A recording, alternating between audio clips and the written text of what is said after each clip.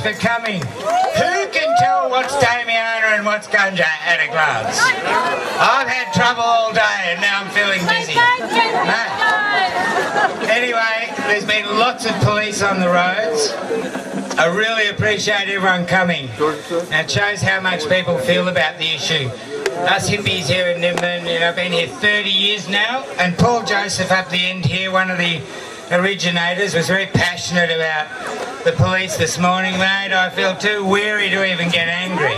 And the police have been in the majority very courteous, I've found, or I've been told. No running away, food. I know you'd be screaming at me if that wasn't generally true. I don't blame them, you know. I just think it's absolute overkill. I think we had 6 police last year.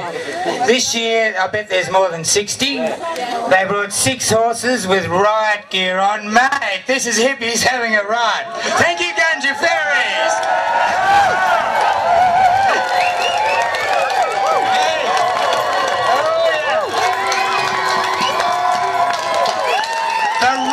Ganja Faeries, I love it.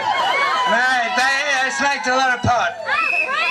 If the poor police and the politicians, mate, there must be sniffer dogs at Parliament House. If they smoked a bit of pot, I think they'd understand cannabis is not really the riot drug. They're doing their best with prohibition to turn us into it. And one of the big causes, I reckon, is pot stinks, you know. You smoke a bong and it stinks. So all the bongs went down the creek over MardiGrass. They don't necessarily stop. You know, everything just goes underground a bit. Us hippies, we can adapt. It's one thing we've always been able to do.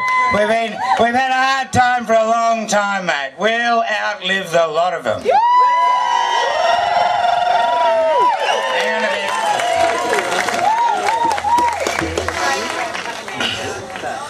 I can't remember the other thing, that bloody Damiana, mate. Anyway, I don't want to blame the police. I do have a message for Thomas George, our local member of Parliament, mate. If we got to ask for help, we got to go to Thomas. He's a Lebanese, he's a good guy, he ran a pub. You know, in Lebanon, hash is their drug, mate. Yeah. Mate, he knows the culture. The poor bugger's trapped in a National Party body. He's trapped. He told Parliament Nimbin's the next riot after Cronulla and Macquarie Fields. Mate, I reckon the poor old coppers have sent up a huge team because they don't get out of the office much. They're very busy. They're not sure what's happening in Nimbin, and we have got it all on camera, but maybe it's all, maybe they're doing it down the back. Anyway, I don't think they understand. I don't want to get angry about it. I really appreciate that the police have been courteous here. I reckon they need letters. I reckon we need to stand up. It's worth putting it in print because the political process is so shallow, it runs on letters to the editor and headlines, mate. It's pathetic.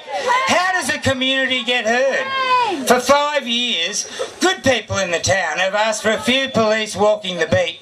We've had heaps lately, in overalls and guns. They are going to change Nimbin culture.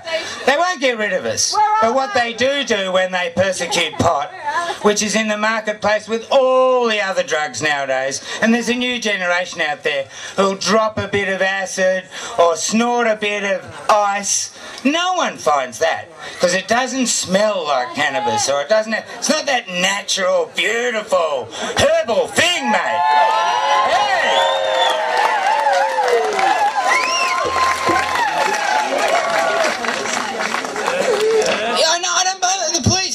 Had to get Jungle Patrol to clean up the lane last night because they thought all the kids were going to throw the cans at them.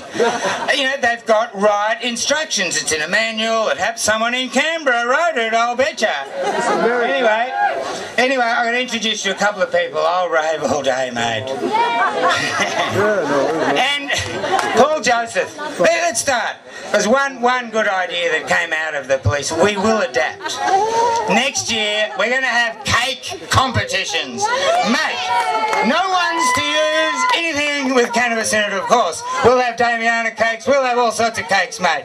I think we bring cakes into it next year, big time. And a very good thing that the police did help with, we have broken the world record for the most number of joints ever lit at once. 327.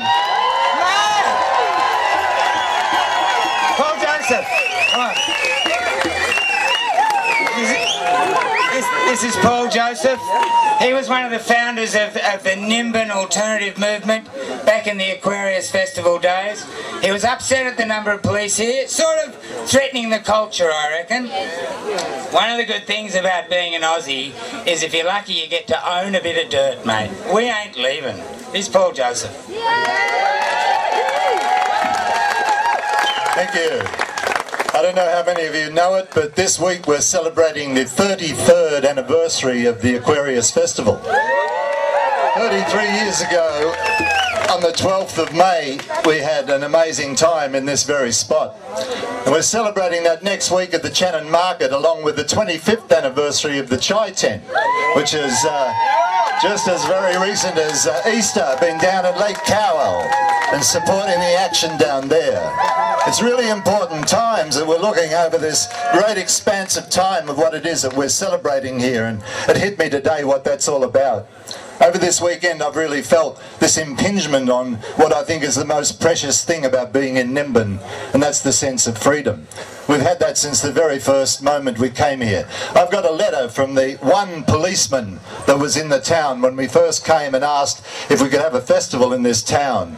And he couldn't make it to the meeting of the Progress Association and wrote that if we missed this opportunity to have a festival, Nimbin would really regret it.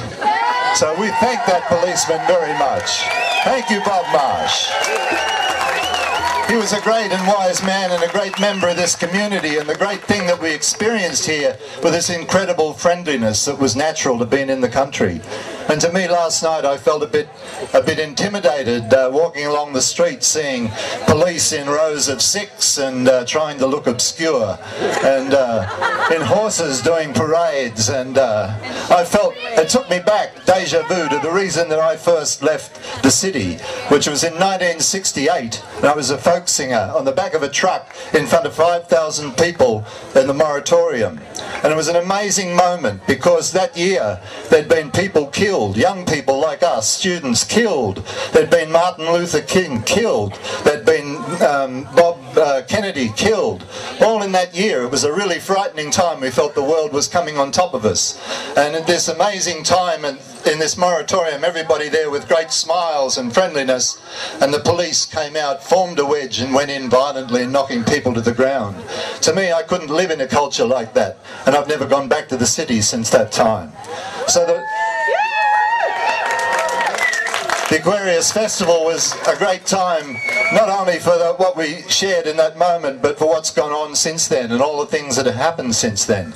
It's coming up to the 30th anniversary of the founding of the Terrania Forest Action Group, which went on to be the first group in history to liberate forests, the first group to change the law about forest protection. A great achievement by freedom in this community.